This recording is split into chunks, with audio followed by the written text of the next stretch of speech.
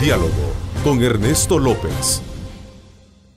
¿Qué sabor le deja a un empresario, a un, digamos, a un dirigente, usted como presidente dice de la Fundación Transparencia, el hecho de poder entrar en una nueva etapa en la que el país va a entrar, va a decidir por una nueva configuración de fuerza política y el compromiso que se asume, sobre todo en esa materia, particularmente en el tema de transparencia?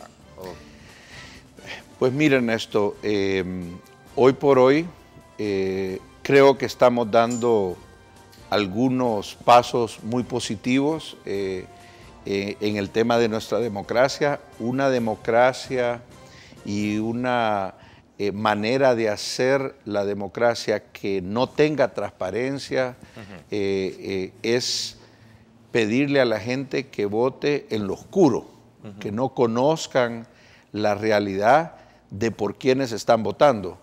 Nosotros como Fundación Transparencia hace aproximadamente 3 meses le enviamos una solicitud formal a todos los partidos políticos debidamente inscritos en el país para que nos proporcionaran la información detallada a la cual tiene derecho, según la ley, cualquier ciudadano, de la conformación de los donantes de los partidos políticos. Es interesante acotar que de los 10 partidos políticos, a donde incluyo pues el partido político Democracia Salvadoreña, del cual yo soy secretario general, solamente Democracia Salvadoreña y el PCN nos brindaron un listado detallado de todos sus donantes. Se dice que de esos 67 que se están postulando, también más de 2/3 partes están ahorita siendo investigados en probidad, porque no hay claridad y hay sospechas de posible enriquecimiento ilícito de muchos de ellos. Entonces, lo que tú estás viendo es que tal vez hay todavía un temor de la institucionalidad del país en hacer que se cumpla la ley. Tú ves, por ejemplo, un Tribunal Supremo Electoral que no da un paso a aplicar el requerimiento constitucional que tenemos en este país, que un candidato para poderse postular a un cargo público tiene que tener una moralidad notoria, dice la Constitución. Y aquí tenemos candidatos los cuales evidentemente su moralidad notoria se debe de cuestionar, que evidentemente no califican por un historial que tienen, especialmente algunos que llevan muchos años estando en la política. Entonces, yo sí creo que el Tribunal Supremo Electoral tiene que tal vez tomar un rol todavía más proactivo. Ha tenido que ser un movimiento ciudadano el que ha tenido que acudir a la sala de lo constitucional para objetar una candidatura que tenía también otros defectos.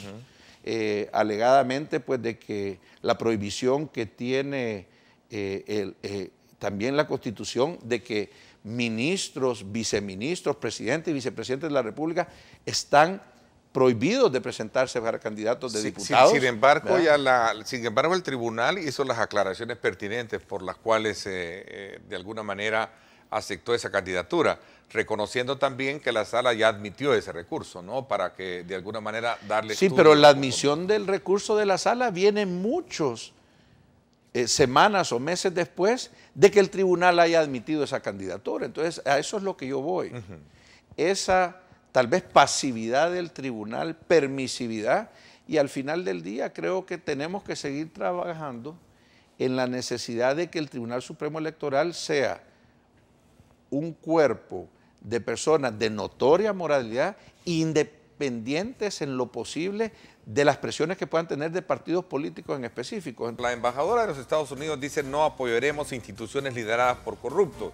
Así esa reflexión en el marco de lo que podría considerarse los compromisos que se asumieron los partidos políticos y lo que viene por delante. Ahí está, esa es la publicación a la que yo me refería, Fito. Sí, Ernesto, yo creo que uno de los grandes cambios que está dando la política nacional de los Estados Unidos con respecto a la seguridad es de que tradicionalmente tú veías el combate a las amenazas a la seguridad nacional de los Estados Unidos y la seguridad en general del sistema mundial, donde encabezaba el combate contra el narcotráfico, porque tú sabes, todos conocemos pues lo dañino que es el narcotráfico, no solo por en sí el narcótico que corrompe pues a la juventud y los efectos que tiene en la población, sino que porque genera una cantidad de recursos ilícitos que después se vuelven la moneda de cambio en la corrupción y que son las que empiezan a socavar la institucionalidad de los países, porque el narcotráfico vive en países donde la corrupción les permite seguir operando, porque si tú ves las legislaciones de todos los países, por ejemplo en el continente americano, desde Canadá hasta la Argentina, en todas hay sendas legislaciones prohibiendo el narcotráfico y también en contra del lavado de dinero. Pero aquí es donde están en toda la región, incluido El Salvador, operando algunos de los carteles más grandes de la droga. Como existe la corrupción y como existen, para que haya corrupción tiene que haber un corruptor y un corrupto. Y como existe esa mancuerna en muchos de los países, si tú tenés un narcotraficante en El Salvador que corrompe a un fiscal general, como ha sucedido en el pasado, no sucede nada. Ese señor que todo el mundo sabe que es un narcotraficante y que lava cantidades importantes de dinero, no solo de su actividad, sino que también le lava a otros carteles, porque El Salvador es una economía dolarizada, ese señor lo hace impunemente por 15, 20, 30 años, hasta se vuelve viejo y nadie lo mete preso, aunque todo el mundo sabe lo que hace. ¿Por qué? Porque existe la corrupción. Entonces, ¿qué es lo que dice los Estados Unidos? Bueno, además de que vamos a seguir apoyando a aquellos gobiernos que estén dando pasos para combatir la corrupción y que reciban la señal a aquellos gobiernos que no estén dispuestos a hacer eso, ya no vamos a seguir ayudándolos y apoyándolos con los millones de dólares que veníamos haciéndolo, o mensajes, Ernesto, tan claros y contundentes que aquí lo ha tratado de minimizar el actual gobierno, como una suspensión de un TPS. Esa suspensión de un TPS es un mensaje clarísimo al actual gobierno de El Salvador. Si el sistema judicial funciona, si la Fiscalía General puede funcionar sin presiones políticas, tiene que ir a revisar el actuar de estos funcionarios. Probidad de la Corte Suprema de Justicia ya inició, pero ¿dónde están esos casos? ¿Por qué no hay celeridad en esos casos? ¿Por qué hay como una resistencia? ¿Y por qué ahora se anda murmurando que ya es un hecho de un compadrazgo? Porque no se pueden poner de acuerdo en el presupuesto de la nación, no se pueden poner de acuerdo en las pensiones, no se pueden poner de acuerdo en un montón de cosas, pero pareciera que ya se pusieron de acuerdo que este fiscal general, que sí está tratando de hacer las cosas, a este no lo quieren reelegir. Entonces tú te preguntas, y la población se tiene que preguntar, porque eso es lo que está en juego el domingo. ¿Le vamos a dar el pase a aquellos políticos que siguen tratando de tapar la corrupción? ¿Será porque son corruptos? ¿Será porque en el pasado o en la actualidad y piensan todavía en el futuro seguir siendo parte de ese grupo de corruptos? Eso es lo que nos tenemos que preguntar. A ver, en esta campaña se dijo de todo y en una campaña se dice de todo. El tema de la corrupción fue uno de los compromisos que asumen especialmente aquellos nuevos liderazgos que hemos visto pasar en los listados e incorporarse a los listados de estos partidos políticos, Adolfo. Y ahí es donde creo que viene la gran pregunta, es decir, ya hablamos de que más de 2/3 partes de los actuales diputados se están postulando para reelección. Sí. Correcto. Pero luego tú ves nuevas caras.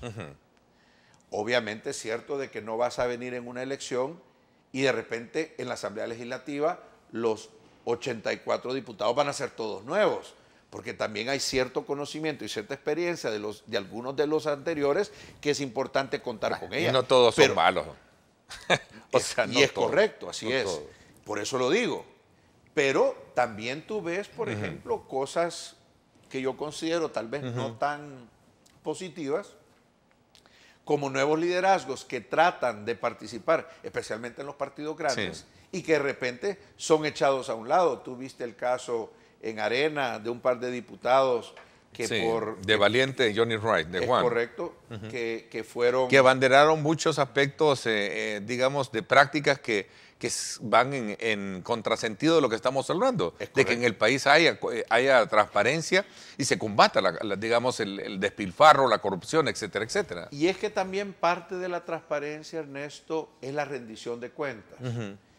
Cuando la población permite que un político, ahí había una caricatura que ¿Sí? la tengo por acá, de una nariz que pega casi contra un poste de luz, del prototípico político que ofrece cualquier cosa para que lo elijan y después, al día siguiente que ha sido electo, se le olvidó hasta lo que prometió. Fundación Transparencia, ¿qué ha hecho para poder de alguna manera ahondar en esta discusión de país que creo que sigue todavía latente? Y lo digo por el hecho de que mientras la corrupción se vuelve un tema casi común, nosotros tenemos hospitales, tenemos escuelas, tenemos maestros, tenemos policías con grandes necesidades.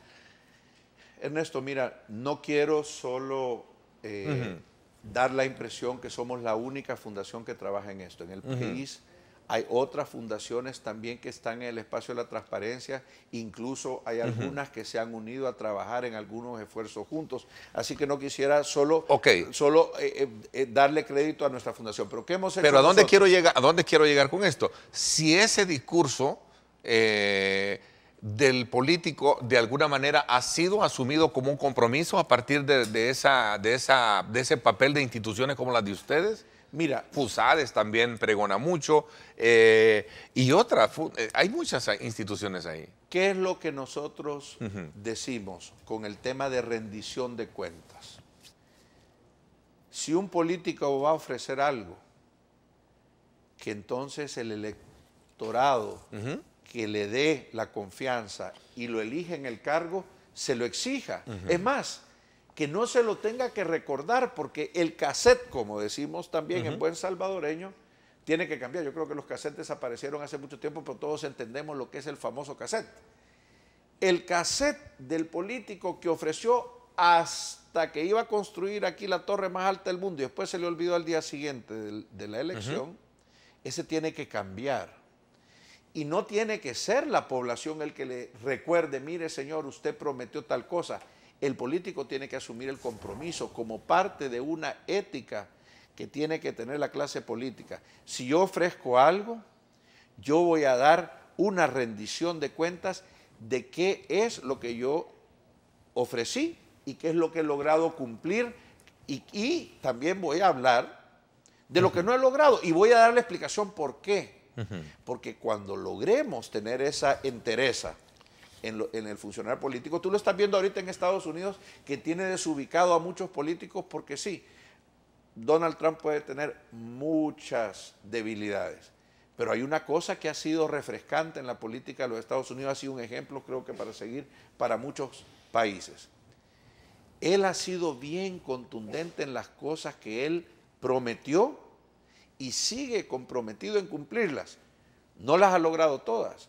En una primera instancia no logró la reforma de salud que él quería.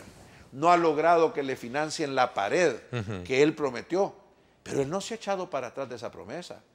Entonces, cuando tú ves a un político, él no es político, no era político, ahora lo es, pero que viene con una visión fresca de la persona de un empresario de sentido común. Con esto no estoy tratando de decir que solo los empresarios sirven para políticos, Por pero supuesto. un sentido común de decir, bueno, es tan sencillo como yo ofrecí que iba a hacer tal cosa. No me lo tienen que recordar. Yo lo tengo más presente que nadie. Ahora es bien difícil, de alguna manera, cuando se le pregunta a alguien, ¿y tú por qué no entras? No, rehuyen precisamente por eso. Entonces, ¿de qué estamos hablando? De hecho, hubo una especie de rumorología que se ha convertido casi en una campaña de anular el voto, de votar, de no votar el próximo domingo. ¿Qué piensa al respecto? Mira, yo creo de que cualquier persona que cree en un sistema, a pesar de que pueda tener defectos y necesite mejorarse, el peor error que puede haber es decir no vayas a votar. Porque entonces ahí estás poniendo la decisión del país en manos de otros. Eso sí va en contra de todos los principios democráticos. Pero sobre el tema de lo que tú decías, de cómo viene esa situación que puede ahuyentar a posibles buenos candidatos. Eso ya está cambiando. ¿Lo podemos ver a usted Eso en ya el está 2019 como presidente de la República, candidato? Mira, quisiera hablar... O sea, hablo en el sentido de que desde aquí, desde esta plataforma, nosotros nos convertimos... Bueno, tu servidor ya fue candidato a la alcaldía de San Salvador, pero quisiera hablar de otros candidatos o otros precandidatos que no los habíamos tenido antes. Bueno, vamos a hablar primero de un ejemplo como Nayib Bukele. Nayib Bukele es un empresario que entró a la política, que pueda que no sea del agrado en un momento dado de un partido de derecha por estar en el partido de izquierda y ahora que no está tampoco en el partido de izquierda, que también no sea del agrado de otros que están actualmente en la política, pero eso es un nuevo rostro, ese es un empresario. De ahí tú tienes los precandidatos de Arena, los precandidatos presidenciales de Arena, Javier Simán y Carly Calleja, también son dos liderazgos jóvenes que vienen del sector empresarial. Tú no veías eso antes en el país. Tú veías las mismas caras siempre. Vamos a conversar con la presidenta de Inquifar, Carmen Estela Pérez, a quien le doy la más cordial bienvenida. Gracias por acompañarnos. Muchísimas gracias. Buenos días, Ernesto. Gracias por recibirnos acá. Gracias a los que nos acompañan desde la televisión en sus casas. Bueno, el propósito es hablar sobre la situación actual de la industria químico-farmacéutica y sobre todo también las perspectivas que tiene de cara a lo que viene por delante, ¿no? Y claro, sobre todo porque estamos, desde luego, pretendiendo con este programa conocer digamos, la visión o la expectativa que tiene una industria tan importante como es la que representas, Carmen, frente a los compromisos de aporte al crecimiento económico que tuvimos a lo largo de esta campaña electoral. Yo creo que es importante medir la expectativa que tiene un sector como el que usted representa. Claro, si me permite, Ernesto, hago entrega del informe de nuestros datos al 31 de diciembre de 2016. Nosotros vamos cerrando, este fue el informe del año pasado. Como utilizamos datos oficiales, nosotros esperamos que ya estén disponibles, por ejemplo, datos de Banco Central de Reserva, Seguro Social, Ministerio de Salud, Comprasal, SIECA, y por ahí, o sea, nosotros no generamos estos datos, sino que los tomamos y de los datos oficiales nosotros vamos haciendo pues el panorama de lo que ha venido pasando. Como usted bien mencionaba, la industria farmacéutica salvadoreña ha tenido un crecimiento de conformidad al Consejo Monetario Centroamericano. El Salvador ha venido creciendo a un 2.4%, Centroamérica a un 4.3%. Para ese año, la industria farmacéutica creció a un 3.7%. O sea, ¿le fue favorable ese clima del país para tener ese crecimiento? Lo que pasa con la industria farmacéutica es que los niveles de inversión que se tienen que hacer en las plantas de producción, ya para tener un sano retorno a esa inversión, ya el mercado de El Salvador queda pequeño. El 32% de nuestras exportaciones van para Honduras. Entonces, ese tema, aunado a que ellos han seguido el ejemplo de El Salvador, creando una autoridad sanitaria muy parecida a la que nosotros tenemos, en ese momento ellos también estaban en un periodo de adaptación. Entonces teníamos problemas para, cuando pasan la documentación del Ministerio de Salud, que era quien lo llevaba en Honduras, y se la pasan al ARSA, se llama, que es la autoridad sanitaria que ellos tienen, aunado a todo el tema político que se les vino encima al final del año, eso deprimió mucho las exportaciones. Además de que no hubo una contratación del Estado para compra de medicamentos. Todo esto lo estoy refiriendo a Honduras, para dejar claridad en el tema. Entonces estoy a la expectativa porque siendo nuestro principal destino de exportación, estamos hablando de un 32%, todavía no, como les repito, estoy esperando datos de Centrex para ver cómo se comportaron las exportaciones en este sentido. Pero hay otros países destinos y hay otros lugares donde hemos crecido, pues. ¿Qué cambios hubo y cómo afectó en el tema de la industria?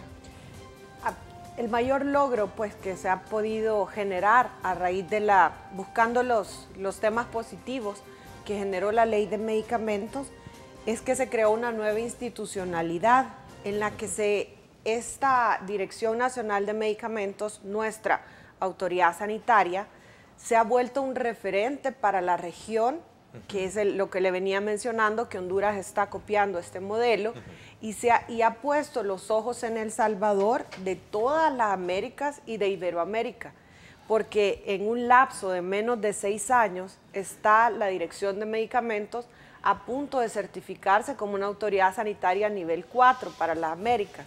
¿Qué es esto? Esto es la OPS, que es la Organización Panamericana de la Salud, ha establecido para la región ciertos niveles, indicadores que le generan a usted un nivel de cumplimiento de las autoridades sanitarias. El caso de El Salvador está casi en todos los indicadores, salió por arriba del 95%. Solo hay un tema que le dejaron un plazo, que es la farmacovigilancia, para poderlo implementar de mejor manera, pero entiendo que esto ya es un hecho casi consumado. ¿Qué quiere decir esto? Que en un tiempo de 6 años, bueno, ni siquiera 6 años, se han hecho avances importantes. Y esto ha permitido y ha generado a la industria la seguridad jurídica que necesita para poder hacer los niveles de inversiones que se han necesitado. La Dirección Nacional de Medicamentos es como, llamémosle, el faro por el medio del cual ustedes también trabajan. ¿Y qué esperan? Porque entendería que el doctor Cotto ya no regresa a la Dirección Nacional de Medicamentos. ¿Quién va a llegar? O sea, ¿qué esperan? ¿De quién esperan que llegue a la Dirección Nacional de Medicamentos? Lo que nosotros esperamos es que se mantenga el trabajo técnico que se ha realizado. ¿Ha sido bueno con el doctor Vicente Cotto? Ha sido técnico, que es lo que necesitamos. No ha sido político, que esa es la amenaza, que se vuelva político. ¿Teme que llegue alguien digamos, político al frente de la dirección? Se especula, y voy a hacerlo bajo esa lógica de leer un poco lo que viene. El doctor Guillermo Mata, se hablaba también del doctor Espinosa, actual viceministro de Salud, y creo que por ahí andan otros nombres. ¿Temen ustedes que llegue una contaminación de carácter política y no técnica como la tenía el doctor Vicente Cotto, según sus palabras? Le voy a responder desde el sector privado y cómo se mueve el sector privado.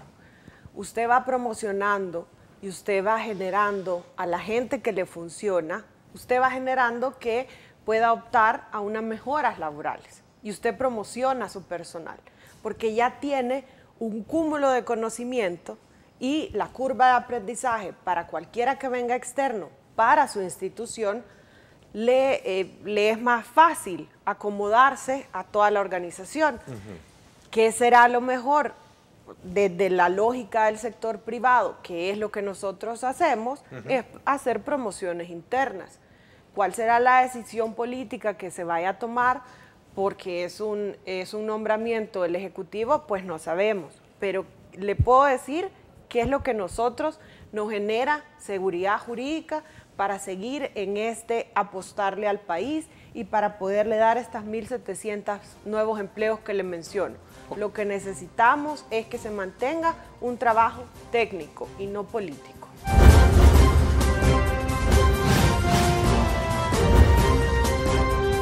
Diálogo con Ernesto López.